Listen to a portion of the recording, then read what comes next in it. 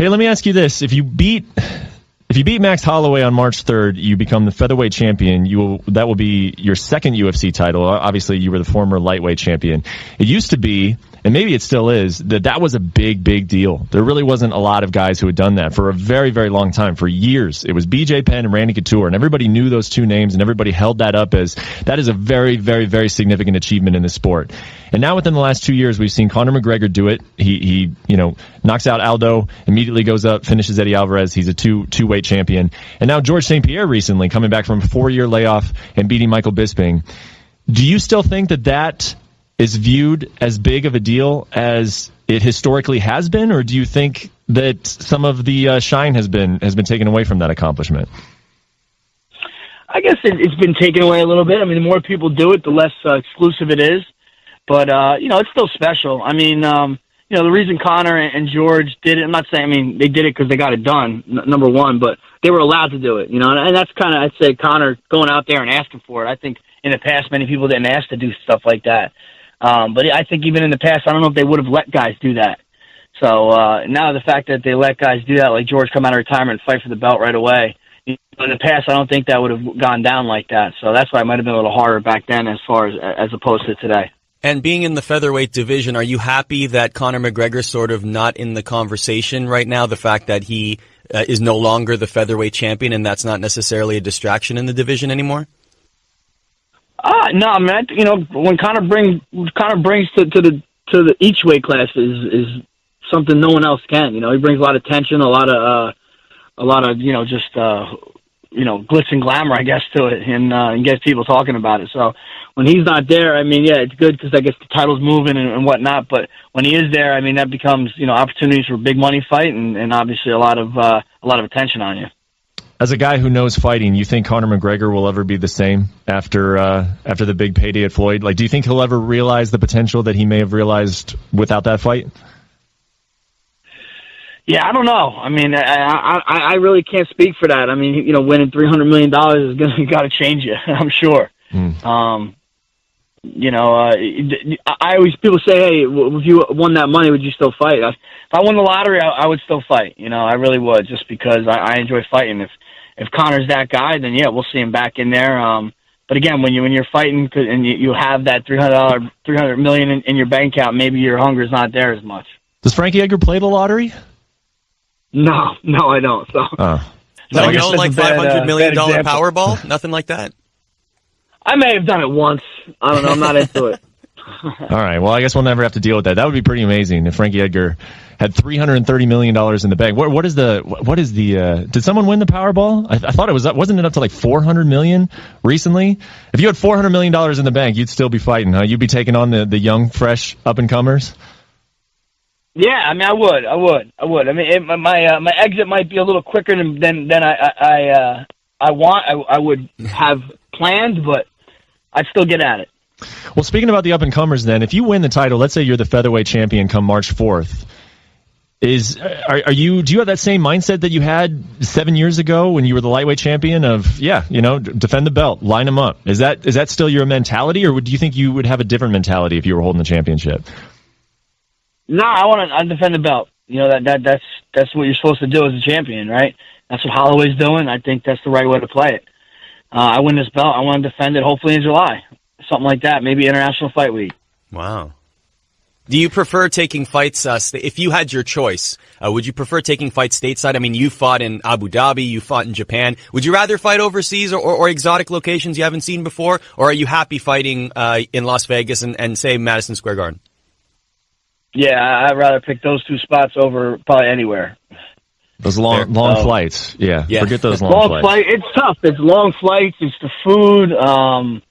It's more expensive to get your team out there. There's a lot of downside to it. I mean, it's awesome. Listen, I'll never take it back. Get to see the Philippines, Abu Dhabi, Japan. I mean, when would I ever get to do something like that? And but if I had my choice, Vegas, the Garden, it's good to me.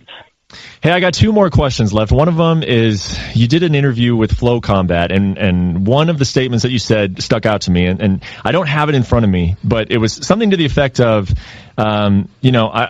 I love it when people doubt me. I want to go out and prove all the losers who have never done anything with their lives wrong. That's almost better than the victory itself. And that sounded sort of uncharacteristic of Frankie Edgar. You usually don't come at people like that. Have you been? Did you feel like, was it frustrating when you were injured? Did you get some hate? Did you get fed up with some social media reaction? Where did that statement come from? Yeah, I think my problem was I looked at Twitter probably before I did the interview and seen someone talking smack. So, yeah, that's what it was. I was a little hyped up in that interview. I was having fun with it, and it is a little uncharacteristic of me, but it's true, man. Most of these dudes that talk junk and have something to say haven't done anything, in their lives. So, I don't really sweat them, but yeah, it's fun coming around. Like sometimes I want to screenshot the stuff they say, and then after I win, I'd love to go back and send them something, but I'm not that guy to do that. But sometimes it feels good, to prove these people wrong. Yeah, human nature. You can only ignore it for so long, probably, right? Yes. How often are you checking Twitter, Frankie? Do you check your mentions every day, multiple times a day, once a week? I used to. I used to be bad with it. I'm trying to get better, man. I'm trying to lead an example for my kids, man. I don't want to be on my phone all the damn time. So I try to set it to certain times a day. But like right now, when I know that the mentions are hot right now, just because my fight got announced, I kind of try to stay away from them a little bit because I don't want to see the negativity. If I get any negativity, boom, you're getting blocked. That's my thing. I don't like negativity in my life. Hey, last question for me. People are still buzzing about that Khabib Nurmagomedov performance against Edson Barboza. Obviously, Edson very well. What were your thoughts on that fight watching it? I mean, Khabib is just, an animal. We all knew he was. I thought Edson was going to match up well with him because, I know what Edson's capable of. But he took Edson into deep water early. And, early on I was like, I don't know how long this fight's going to last. And Edson just showed his heart and his fighting spirit like not many people can. And, I mean, I tip my hat to him. He's, he could have easily got out of there. And he decided to, keep fighting. And not only keep fighting, just hang on, but he was throwing some wheel kicks in the third, trying to find a way to win. So, he got nothing but respect from me. When you're watching that fight, and I'm going to ask you to be an analyst again, Is Edson making mistakes? Can he do anything? Or, I think a lot of us watched that fight and said, well, they could do that 100 times and it would look the exact same every single time. Did he make mistakes, or is Khabib, is there something that he's doing that just nobody can stop right now? I think a little bit of both, there's always someone out there. We see it time and time again.